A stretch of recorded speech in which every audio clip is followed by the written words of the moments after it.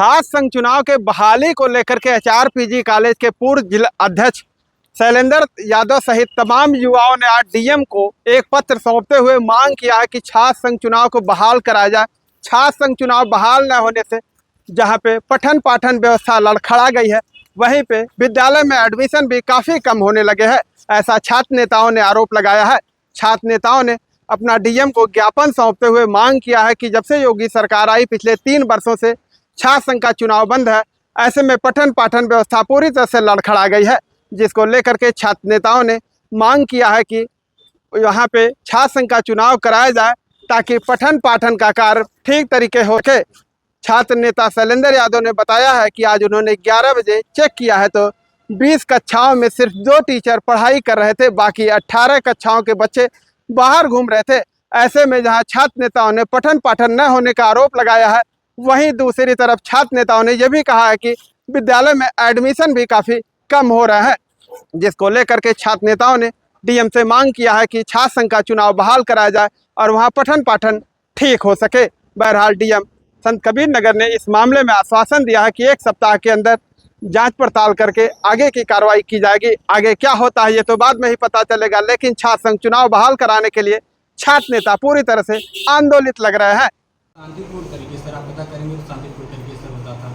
और सारे नेता जो सर हैं, अब मान लीजिए सर जब से चुनाव नहीं हो रहा है, हम लोग किसी नेता के पीछे चल के सर दलाली करने का काम कर रहे हैं, उनके पीछे लगने का काम कर रहे हैं। हमारा चुनाव होता था सर तो हम लोग नेता बन जाते थे। इसलिए सर हमारी मुख्य मांग है सर कि हमारा जो छात्र चुनाव है सर पीजी में, इसको सर आप बहाल करने की बात करें। तो सर आप कलम में इतनी ताकत सर अगर आप चाह लेंगे तो बहाल जाएगा। और सर जो छात्र हैं सर, जो राजनीति कर रहे हैं सर, इनको एक प्लेटफॉर्म मिल जाएगा। सर निवर्तमान में छात्र संघ अध्यक्ष शैलेंद्र यादव, अभी विद्यालयों में तमाम समस्याएं भी आती हैं। जैसे चुनाव जब से बंद हुआ तब से टीचरों की अपनी मनमानी चल रही है, मनमानी तरीके से फीस भी बढ़ा रहे हैं, तमाम बच्चों की समस्या आ रही है। लेकिन जब एक यूनिटी नहीं रहती है, हमारे कहने में 2 साल 3 साल हो गया जब बंद हुए, तो ये हो जाता है कि वो लोग अपनी मनमानी करते भी रहते हैं। जब यूनिटी रहती है ना कुछ कर पाते हैं ज़्यादातर। अब वहाँ पे जो छात्र संघ भवन था उसको भी लोग मिटवा के जो है किराया भाड़े दे दे रहे हैं। और फीस का जो गरीब दीन दयाल शुल्क आता था वो एक भी बच्चों को नहीं मिल रहा है, पूरा गमन कर जा रहे हैं। दूसरा छात्र संघ का शुल्क जो 3.5 लाख रुपये 2.5 लाख रुपये लग रहा है, वो ये सब हाथ में लिया जा रहा है। तो दिक्कत ये है कि कोई भी बच्चा हुआ आज के समय में मतलब 80% बच्चों का बैक लगा हुआ। देखिए, हमारी मुख्य समस्या थी जो एचआरपीजी कॉलेज में छात्र राजनीति होता था, छात्र संघ चुनाव होता था, उसको लेकर हम लोग डीएम साहब से मिले हैं और हमने अपनी बात को रखा है। हमारे साथ छात्र संघ अध्यक्ष आदरणीय शैलेंद्र यादव जी, अखिलेश यादव जी, आनंद रतन जी, हम तमाम छात्र नेता इस उम्मीद से माननीय डीएम साहब के पास आए हैं कि आदरणीय डीएम साहब हम लोगों की मांगों को सुनेंगे।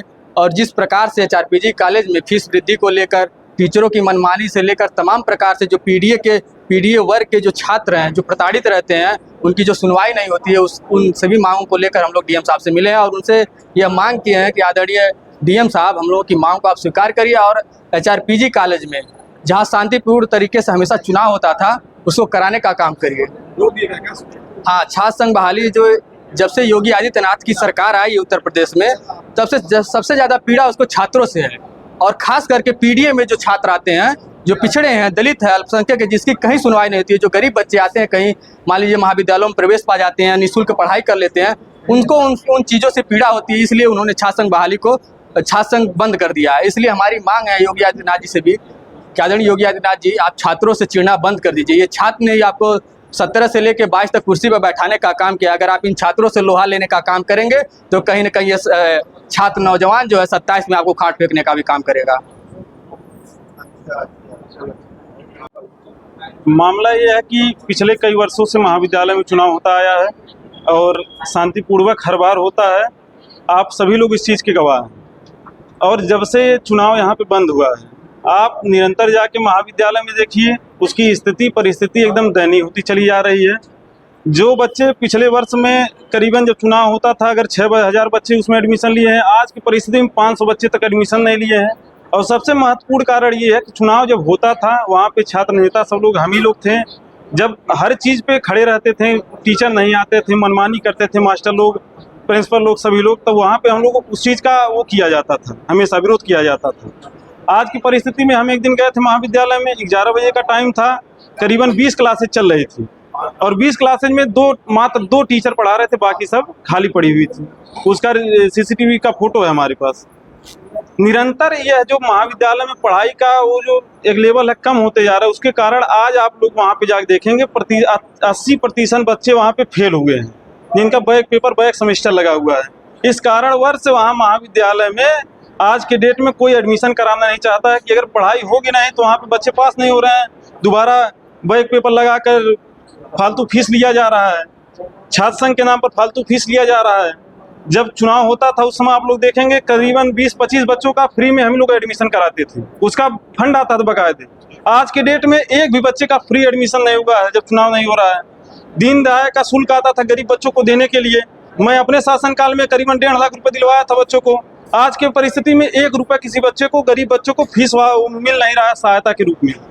अभी अगर ये सरकारी महाविद्यालय है, यहाँ पे जो है चुनाव कराना एक परंपरा रही है और शांतिपूर्वक चुनाव होता आया है, जिसके कारण महाविद्यालय का गौरव भी बना हुआ है और शांतिपूर्ण चुनाव होने का हमारी बस यही मांग है, बल्कि ये नौजवानों के लिए मांग है। यहाँ के जो नए नए छात्र नेता हैं, हर एक राजनीति होती है पैसे के दम पे होता है जो यहाँ पे, लेकिन जो छात्र नेता बनते हैं वो एक गरीब परिवार का बच्चा भी बन सकता है, जिसको एक प्लेटफॉर्म बढ़िया मिल जाता है कि आगे वो अपनी राजनीति कर सके। DM साहब ने हमारा ज्ञापन लिया है, उस पर जो है सुनवाई करने का, उस पर जो है निर्णय लेने का फैसला दिया, आश्वासन दिया है। 1 हफ्ते का समय में लिए हैं, उस पर जो है बताया जाएगा कि जैसे क्या होना है। ठीक, बहुत बहुत धन्यवाद।